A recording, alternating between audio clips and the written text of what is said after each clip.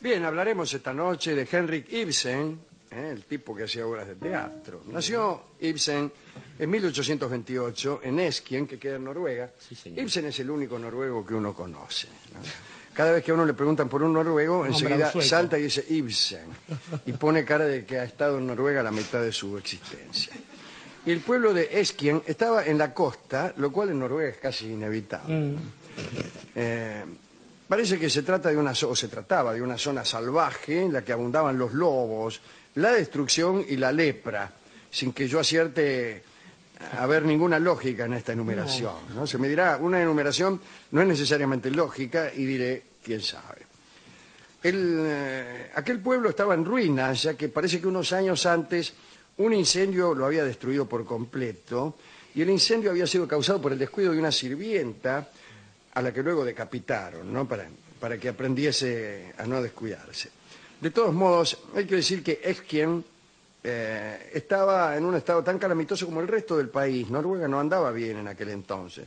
En realidad, Noruega había sido poderosa en la temprana Edad Media, pero desde 1536 era una provincia de Dinamarca y siguió siéndolo durante casi 3 siglos. Se había transformado en un país bastante mísero. Oslo, que en aquel entonces se llamaba Cristiania. Cristiania, sí. Era una ciudad danesa y toda la cultura que allí se veneraba era de origen danés. Tanto es así que en el siglo XIX el noruego era más un dialecto provincial que una lengua nacional. Y escribir en noruego era aislarse del resto de Escandinavia, para no decir del mundo. Haga notar que la primera universidad noruega data de 1813, que es una cosa bastante curiosa en un país europeo. Bueno, Ibsen fue el mayor de 5 hijos de un comerciante que se llamaba Agnud Ibsen. Los antepasados eran capitanes de barcos, pero hay que decir que en Noruega es imposible no tener un antepasado capitán de barco. Cuando Henrik tenía 6 años, el padre se arruinó, quebró y a partir de entonces se hizo un malhumorado, peleador y pedigüeño. Andaba siempre pidiendo por ahí y cuando no le daban se enojaba. Bueno, esta enumeración, ¿no? A saber, malhumorado, peleador y pedigüeño, sí tiene un sentido lógico y, si me apuran, cronológico también. La madre había sido en su juventud una belleza, actriz frustrada. Ante el desastre económico de su marido se deprimió y se pasaba todo el día encerrada en su cuarto jugando a las muñecas. Toda la familia se alimentaba únicamente con papas. Estos son los datos que me gustan de las biografías. Es una biografía execrable, absolutamente, propia de solapas de libros, pero me encanta. Igual está bien lo de las papas como único alimento, que son lo que sacan las papas del horno, como en Irlanda. Sí, siempre papas para el desayuno, papas para el almuerzo, papas para la cena, siempre papas. Ibsen, y aquí la biografía empieza a mejorar, era petizo y fulero. Sí, ahí me gusta. Parece escrita por Juan Ramón Jiménez. En vez de platero era blando y peludo, Ibsen era petizo y fulero. Bueno, tenía una cabeza enorme. Ah, bueno. Juan Ramón Jiménez. No, Platero. Y unos ojos que aterraban. Decían que, como Tolstoy, tenía una mirada que evocaba la de un juez que sentenciaba a pena de muerte. Como si los jueces que sentenciaran a muerte tuvieran una cara especial. Cosa que permitiría a los abogados, por ejemplo, recusar a los jueces cuando advirtieran en estos que eran parecidos a Ibsen. Claro. Objeción. Después de una infancia humillante, me gusta escribir así. Un canto a la vida, está muy bien. Sí. El tipo está escribiendo, en un determinado momento dice, después de una infancia humillante, Claro. y ahí salta, un límite como el suyo, se salta a la torera el límite entre infancia y adolescencia. Y además hace más interesante la infancia humillante, de la cual deja de lado. Claro. Bueno, lo enviaron a Grimstad, un puerto de mar, como asistente farmacéutico. No va bien rumbo al teatro, ¿eh? Allí trabajó, se pagó estudios de medicina, que pronto abandonó, y en realidad estaba fascinado con las lecturas de Rabelais, de Shakespeare, de Voltaire.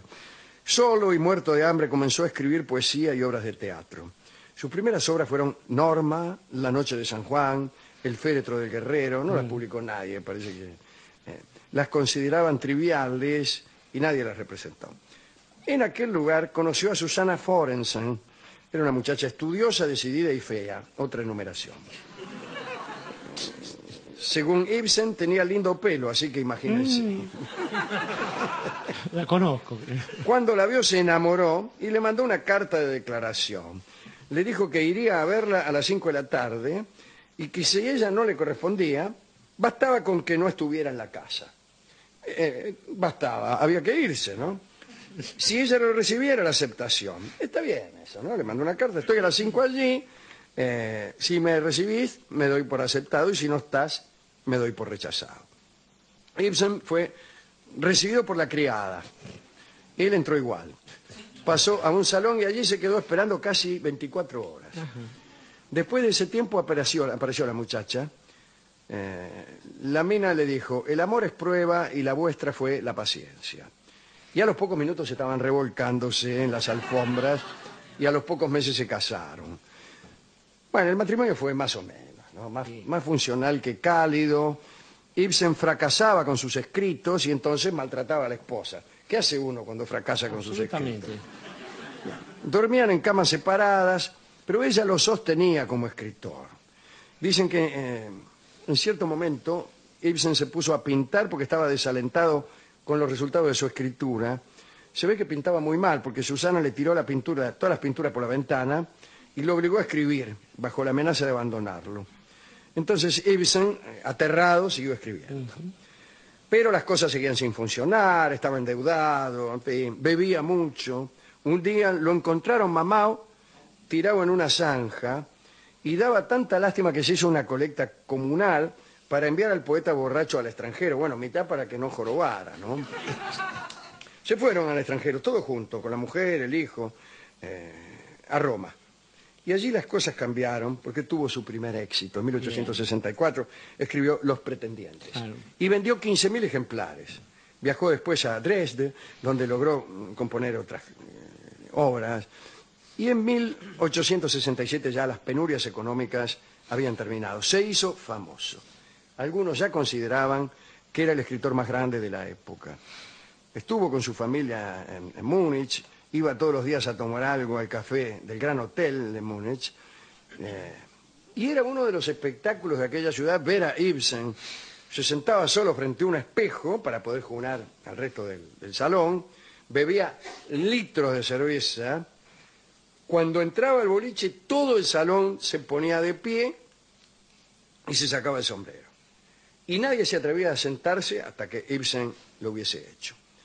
Y este hombre que en sus obras pisoteaba las convenciones y predicaba las libertades de la vida bohemia, en la realidad presentaba una estampa severa y ortodoxa, era muy vanidoso, tenía un espejo pegado adentro del sombrero, entonces cada tanto, esos sombreros altos, sí, claro, ¿no? Sí. Cada tanto se sacaba el sombrero y se miraba en el espejo.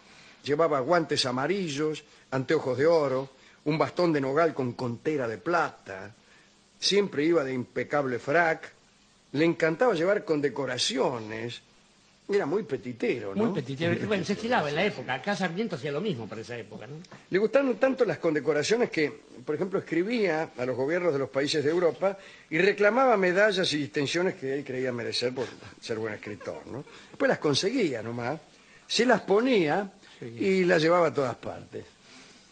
Incluso algunas campesinas creían que Ibsen era un sacerdote a causa de las medallas que llevaba y se arrodillaban, pero para besarle la mano.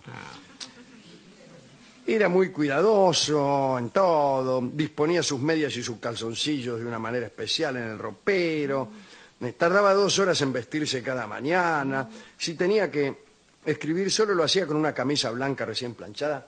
Eso está bien, ¿no? Tráeme la camisa blanca recién planchada que voy a escribir Casa de Muñecas. No tenía amigos. Lo mismo le pasaba a Rousseau, que se peleaba con todos los escritores con los que tenía alguna relación, ¿no? Pero bueno, era muy tacaño, me refiero a Ibsen, a pesar de ser muy rico. Vivían él y su familia en una habitaciones de porquería sin amueblar, llevaba 2 libretitas negras donde anotaba los gastos, ingresos, nunca volvió a visitar a su familia, los parientes de Noruega, eran todos pobres, él no le mandó guita, tenía miedo a las alturas, tenía miedo a los perros, las tormentas los desesperaban, a los perros le tenía miedo y odio, porque cuando veía un perro detrás de una reja, lo esperaba y metía el bastón y le daba palazos al perro. Bueno, en 1879 escribió Casa de Muñecas, donde aparecía el tema de la opresión de las mujeres y el rechazo de Nora, la protagonista, a seguir siendo una muñeca sin elección ni libertad ante su marido. Y ese fue el momento de mayor éxito del escritor, pero ese éxito lo condujo a un desprecio por la humanidad que no conoció límite, ¿no?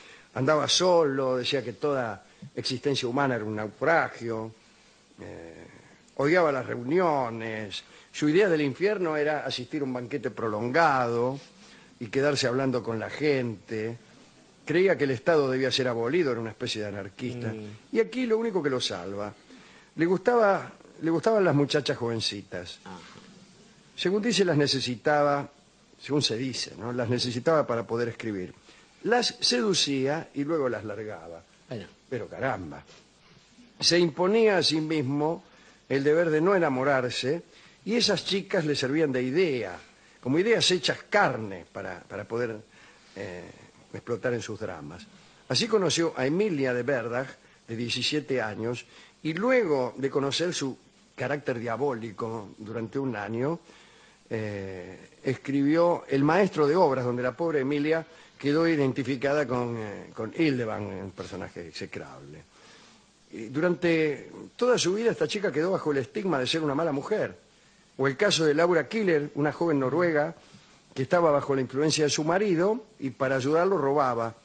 Ibsen la sedujo, conoció esa tragedia y la utilizó para el personaje de Nora, la de Casa de Muñecas. Tanto Laura como Emilia querían que Ibsen declarara públicamente que los personajes no eran ellas. No solo que no lo hizo, sino que declaró públicamente que sí eran ellas. Bueno, durante los últimos años Ibsen escribía bajo la vigilancia de su esposa, tuvo un ataque de apoplejía en 1900 y murió de mal humor, unos años más tarde. La veía venir eso. Sí, amenazaba con el bastón a todo el que se le acercaba. Fue el 23 de mayo de 1906 a los 77 años. La última vez que se dirigió a alguien fue para decirle que le iba a encajar un bastonazo. Era un peluquero. Yo diría que cualquiera muere de mal humor, ya que la idea de la muerte no es algo que te ponga bien, pero bueno.